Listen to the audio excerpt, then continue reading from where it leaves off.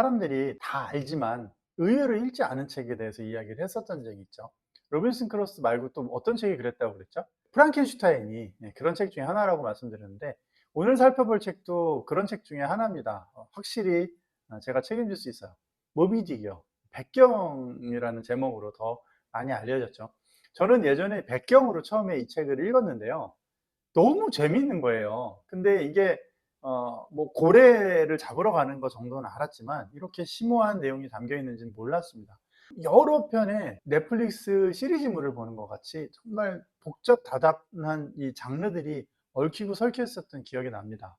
자, 오늘 살펴볼 작품은 바로 그 모비딕입니다. 모비딕입니다. 1851년작입니다. 자, 피코드호의 항해 경로를 한번 볼까요? 낸터킷에서 출발을 해서요, 또 대서양을 가로질러서 희망봉을 돌아서 이렇게 인도양을 건너서요, 그래서 일본 연해까지 옵니다. 그리고 태평양 한가운데서 모비딕을 만나는 이런 구성으로 되어 있습니다. 이야기를 처음부터 끝까지 이끌고 가는 것은 이스마엘이라는 사람이에요. 그는 에이허브 선장이 이끄는 포경선 피코드호에 승선해서 흰 고래 모비딕을 쫓는 항해를 처음부터 끝까지 지켜보죠. 파멸을 향해서 내달리는 피코드호에서 유일하게 살아남는 그런 인물이 돼서 마지막에 책을 쓰게 되는 그런 인물로 나옵니다. 이스마엘 눈에 비친 에이허브 선장은 모비딕의 존재를 용납할 수 없고요, 자신이 알아낼 수 있다고 확신하는 그런 사람이에요. 자신의 다리를 앗아간 모비딕에 대한 복수의 일념에 사로잡혀서 판단력이 좀 부족한 그런 선장이죠. 등장인물을 하나씩 분석을 해볼게요.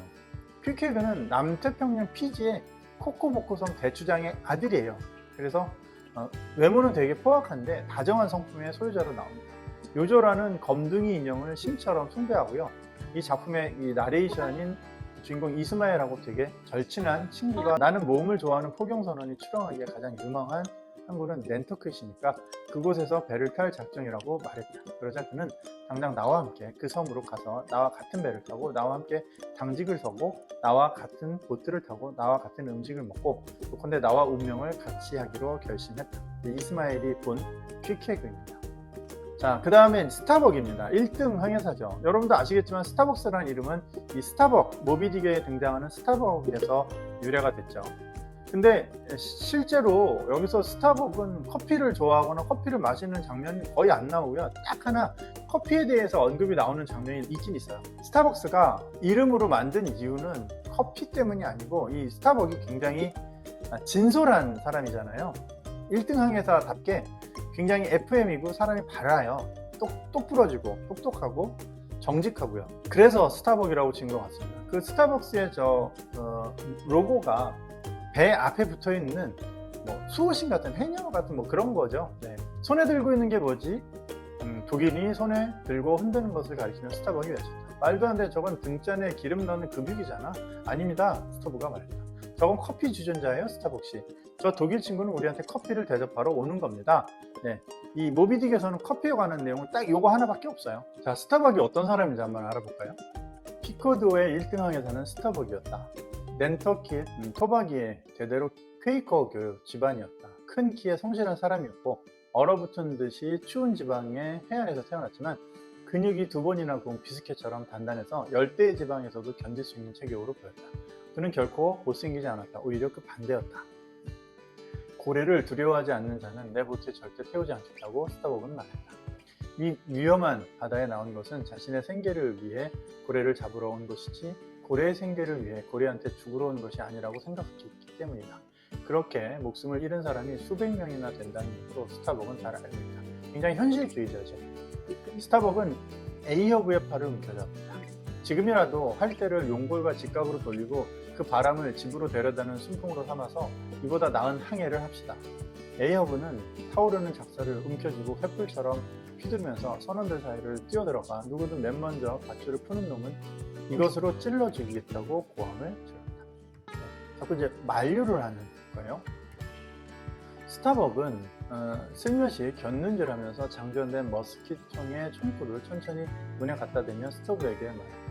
이 높이에 에이허브의 그물 침대가 흔들리고 있고 머리는 이쪽에 있어. 이제 손가락을 움직이기만 하면 스타벅은 살아나면서 아내와 아들을 다시 안을 수 있겠지. 오 메리 메리 오 내 아들아 아들아 아들아. 하지만 내가 노인네를 죽이지 않고 깨운다면 이 몸은 일주일 뒤에는 다른 선원들과 함께 끝없이 깊은 바닷속으로 가라앉을지도 몰라. 신이시여. 킹하밍에서는 스터브인데요.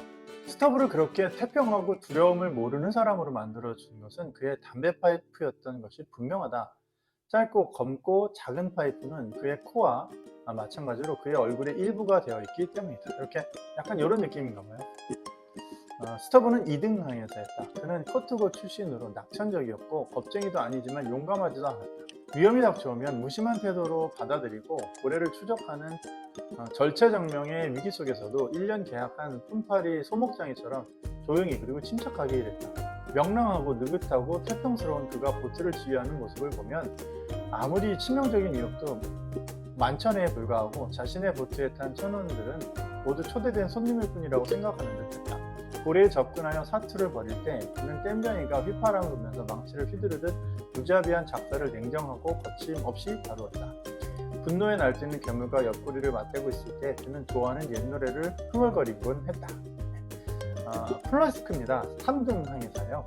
목수가 사용하는 못에는 두드려 만든 못과 그냥 쇠를 잘라서 만든 못 두 가지가 있다고 하는데 인간도 그렇게 나눌 수 있을지 모른다. 땅딸막한 플라스크는 두드려 만든 못, 말하자면 한번 달라붙으면 좀처럼 떨어지지 않는 못이었다. 제가 이렇게 생겼다고 묘사를 한 것 같아요. 3등 항해사는 비니어드 섬의 티스베리 출신인 플래스크였다. 그는 커다란 고래야말로 자신의 원수, 조상 대대로의 원수라고 생각해서 고래를 만날 때마다 죽이는 것은 그에게 명예가 걸려있는 일종의 체면 문제였다.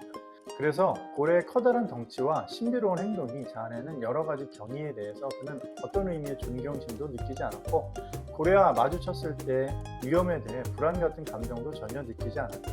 따라서 그 놀라운 고래는 크게 확대된 생쥐거나 기껏해야 물쥐일 뿐이고 선수를 쳐서 포위한 뒤 약간의 시간과 노력만 들이면 얼마든지 죽여서 삶아먹을 수 있다는 것이 플래스크의 생각이었다.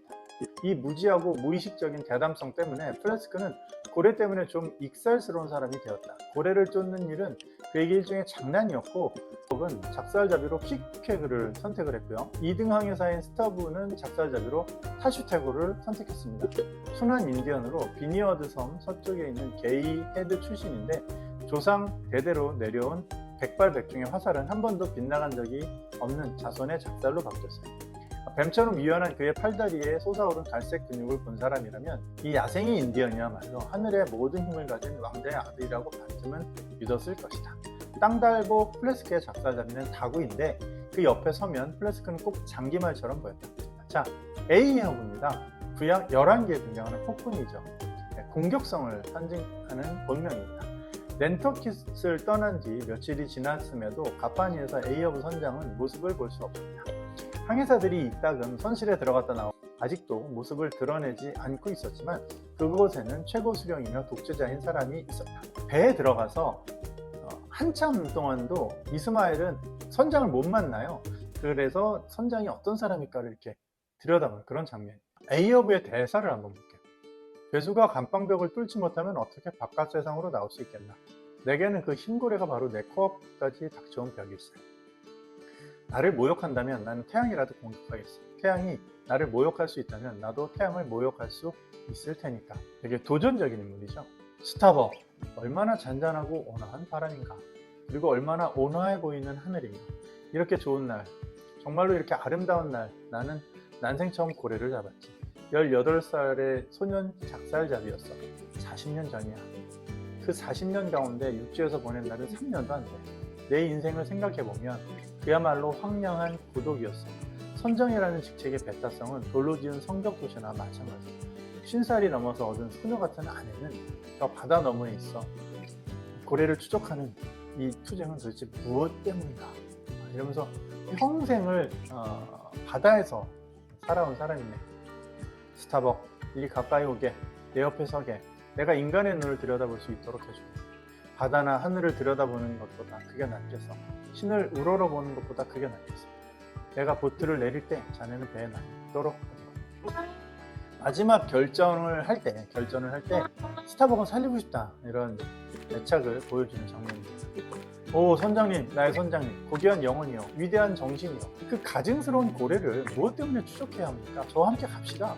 이 치명적인 바다에서 도망칩시다. 집으로 돌아갑시다. 내가 아니라 신이 심장을 도동치게 하고 두뇌를 돌아가게 하고 삶을 영위하게 하는 것이었습니다. 이보게, 우리 인간은 저기 있는 양묘기처럼 세상에서 빙글빙글 돌려지고 운명은 그 기계를 돌리는 지네란. 스타벅, 요즘 이상하게 자네한테 마음이 끌리는 걸 느꼈어. 우리가 서로 눈을 들여다본 그때부터지. 하지만 이 고래 문제에서 나한텐 자네 얼굴은 이 손바닥이나 마찬가지야. 입술도 눈도 코도 없는 공백이지. 알겠나? A여부는 영원히 A여부야. 나는 운명의 부하다. 나는 명령에 따라 행동하였다. 그러면서 이제 자신의 운명을 거스를 수 없다. 스타벅, 너한테 미안하지만 난 내 아이 길을 가야겠다. 이렇게 다짐을 하는 거죠. 자, 모비딕입니다. 매우 교활하고요. A여부 선장의 한쪽 다리를 빼앗는 장본인 거죠. 그 아바타 2에 보면 거기도 고래가 등장하는데 굉장히 영리한 걸로 나오죠. 모비딕도 굉장히 영리합니다. 나 이스마엘도 이 배에 타고 있는 선원들 중에 하나였다. 나의 외침도 그의 외침과 함께 솟아올랐고 나의 맹세도 그들의 맹세와 함께 뒤섞였다. 나는 내 영혼 속의 두려움 때문에 더 큰 소리로 외치고 내 맹세를 더 힘껏 망치로 못질하여 단단히 고정시켰다. 나에게는 격렬하고 불가사의한 공감이 있었다. A여부의 억누를 수 없는 원한이 내 것처럼 느껴졌다. 나는 선원들과 더불어 저 흉악한 괴물을 죽여서 원수를 갚겠다고 맹세하면서 그 괴물의 내력을 알고 싶어 열심히 귀를 기울였다. 모두 다 이제 A여부한테 동조를 하고 쇠뇌되고 빨려 들어간 거죠. 오래전부터 무리를 떠나 혼자 다니는 흰고래는 주로 향유고래 자비들이 드나드는 절의 곳곳에 조금씩 모습을 드러내곤 했다. 그리고 흰고래 이야기를 사전에 듣고 난 뒤 우연히 그 고래를 본 사람들도 처음엔 거의 예외 없이 다른 향유고래를 만났을 때처럼 대담하게 보트를 내려 고래를 추격했다. 하지만 이런 공격은 결국 불행한 재난을 초래한 원인이 되었다. 고래에 대한 이야기들이 쭉 나오는데요. 피해는 손목이나 발목을 삐거나 팔다리가 부러지거나 잘린 부위를 고래한테 먹히는 정도에 그치지 않고 막신내 목숨을 잃는 지경까지 이르렀다. 모비딕에게 거듭 비참하게 격퇴를 당하자 모비딕에 대한 그들의 공포는 계속 축적되고 차곡차곡 쌓여갔다. 그렇게 증폭된 공포심은 결국 흰고래에 대한 소문을 들은 용감한 고래잡이들의 용기를 약화시키는 데 매우 효과가 있었다. 온갖 터무니없는 소문들도 더욱 과장되었고 고래와 사투를 벌인 실화는 더 한층 사람들의 간담을 서늘하게 했다. 모비딕한테 도전을 했다가 많은 사람들이 패퇴를 했나 보죠. 모비딕을 다른 향유고래와 구별해주는 것은 보기 드물게 거대한 덩치라기보다 눈처럼 새하얗고 주름이 잡혀있는 이마와 피라미드처럼 높이 솟은 하얀 혹이다. 혹이 있나봐요. 이마와 혹, 이것이 모비딕의 두드러진 특징이었다.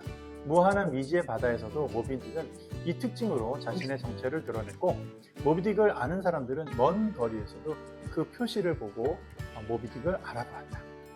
그 고래가 자연스러운 공포의 대상이 된 것은 그 보기 드물게 거대한 체구나 현저한 몸 빛깔이나 보기 흉하게 변형된 아래턱 때문이라기보다는 비할 데 없이 교활한 지성의 악이 때문이었는데 어떤 보고에 따르면 녀석은 사람을 공격할 때 그런 지성과 악의를 여러 번 드러낸다고 합니다.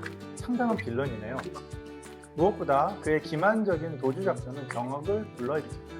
기뻐 날뛰는 추적자들 앞에서 불안과 공포에 사로잡힌 징후를 드러내며 헤엄치다가 갑자기 방향을 돌려 추적자들을 덮쳐서 보트를 산산조각으로 박살내거나 깜짝 놀란 선원들이 본선으로 허둥지둥 도망치게 한 적이 한두 번이 아니었기 때문입니다. 어떤 선장의 경우는 보트 세 척이 주위에서 박살이 났고 노와 부하들은 소용돌이에 휘말려 빙빙 돌고 있었다. 선장은 단검을 빼들고 부서진 뱃머리에서 악한 수의 결투자가 상대에게 덤벼들듯 고래에게 덤벼들어 한 뼘 길이의 칼날로 한길 깊이에 있는 고래의 생명에 닿으려고 애썼다. 그 선장이 바로 A여부였다. 거의 모비딕을 죽이기 직전까지 갔었나봐요. 나처럼 생긴 고래의 아래턱이 갑자기 바로 밑을 휙 스치고 지나가는가 싶더니 예초기가 들에서 풀을 베듯 A여부의 다리를 싹둑 잘라버리고 말았다. 그렇다면 거의 죽을 뻔했던 그 결투 이후 A여부가 그 고래에 대해서 격렬한 복수심을 품고 있었다는 것은 의심할 여지가 없다. 하지만 복수심보다 더 무서운 것은 A여부가 광적일 정도로 과민해져서 결국은 자신의 육체적 고통만이 아니라 지적, 정신적 분노까지도 모두 흰고래와 결부시켰다는 점이다. 네. 우리도 뭐가 있으면 다 북한 때문이라고 막 그러고 그런 거 있잖아요. 일본 놈 때문이라고 그러죠. 네. 그런 어떤 트라우마가 됐나 봐요. 이 어떻게 할 수 없는 악이야말로 태초부터 존재해왔고 근대에 들어와서는 기독교들조차 세상의 절반을 지배하는 존재로 인정했으며 고대 동방의 배사교 신자들은 악마상을 만들어 숭배했다. 에이어브는 그들처럼 무릎을 꿇고 그것을 숭배하지는 않았다. 오히려 밉살스러운 흰고래에게 모든 악의 근원을 돌려 미친듯이 날뛰며 불구의 몸도 아랑곳 그것에 덤벼들었다. 아주 그냥 오기가 충만한 그런 사람이에요. 사람을 가장 미치게 하고 괴롭히는 모든 것, 가라앉은 앙금을 휘젓는 모든 것, 악의를 내포하고 있는 모든 진실, 체력을 떨어뜨리고 뇌를 굳게 하는 모든 것, 생명과 사상에 작용하는 모든 악마성이 모든 악이 미쳐버린 에이어브에게는 모비딕이라는 형태로 가시화되었고 그리하여 실제로 공격할 수 있는 상대가 되었다. 에이어브는 아담 이후 지금까지 모든 인류가 느낀 분노와 증오의 총량을 그 고래의 하얀 혹 위에 쌓아 올려 마치 자기의 가슴이 대포라도 되는 것처럼 마음속에서 뜨거워진 포탄을 그곳에 겨누고 폭발시켰다는 것이다. 에이어브의 이 편집감적인 아집은 다리를 잃는 순간 당장 생겨난 것은 아니었다. 단검을 휘두르며 괴물을 향해 덤벼들었을 때에는 갑자기 분출한 열정적이고 실체적인 적개심을 드러냈을 뿐이다. 고래의 공격으로 다리가 잘려나간 순간에도 그는 아마 육신이 끊어지는 아픔을 느꼈을 뿐입니다. 하지만 이 충동으로 말미암아 뱃머리를 돌려 귀향하지 않을 수 없었을 때 그리고 그 후 지루한 몇 달 동안 에이어브와 고통은 같은 그물 침대에 함께 누운 채 한겨울에 삭막하고 황량한 파타고니아 곳을 보았다. 그의 찢긴 몸에서 나온 피는 영혼으로 흘러들어갔고 깊은 상처를 입은 영혼에서 나온 피는 그 육신으로 흘러들어갔다. 그렇게 섞인 피가 에이어브를 미치게 했다. 네, 이렇게 해서 이제 복수의 화신이 됐네요. 포경선의 선장 에이어브는 모비딕이라는 이름을 가진 머리가 흰 고래한테 한쪽 다리를 잃어요. 그리고 복수심에 가득 차 있습니다. 고래 기름을 얻기 위해서 항해를 했는데 그런 목적 따위는 아랑곳하지 않아요. 무리한 항해를 말리는 1등 항해사 스타벅에 충고해도 아랑곳하지 않고 모비딕을 쫓아서 항해를 계속하죠. 그러다가 이제 모비딕을 발견합니다. 태평양에서 3일간에 걸친 대결투가 이루어지고요. 모든 게 다 사라지고 모비딕은 에이어브도 그다음에 그 나머지 선원들도 모두 집어삼키고 사라져버리죠. 이스마엘은 퀵퀘크의 관에 간신히 매달려서 살아나는데요. 이 관은 사실 항해 도중에 이제 열병에 걸려서 죽을 거라고 생각을 해서 퀵퀘크가 자기가 죽을 때 쓰려고 만들었는데 자기는 살죠. 덕분에 이 관을 타고 이스마엘은 후에 살아남아서 이야기를 전하게 됩니다. 쭉 이제 봤어요. 우린 줄거리도 봤고 인물들도 봤습니다. 자, 이제 모비딕하고 위대한 개츠비를 좀 비교해 볼 시간이에요. 자, 모비딕에서 이 개츠비 역할은 어떤 인물이 하는 걸까요?